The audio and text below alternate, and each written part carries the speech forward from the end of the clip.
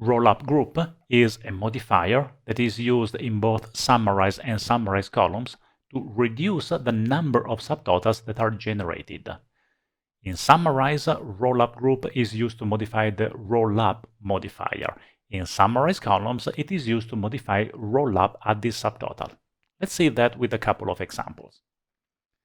In this first example, I'm using rollup group to modify rollup that modifies again summarize.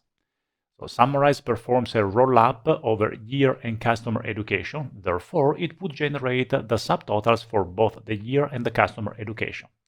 But having used rollup group, year and education are grouped together. Therefore, summarize will generate only the subtotal for the group year customer education.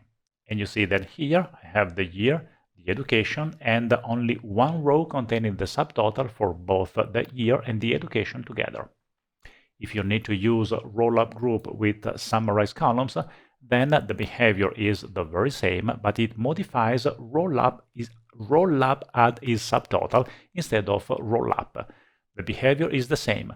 By stating that calendar year and customer education need to be treated together as a group, you obtain only one row for the total, that is the total at the year and at the education level.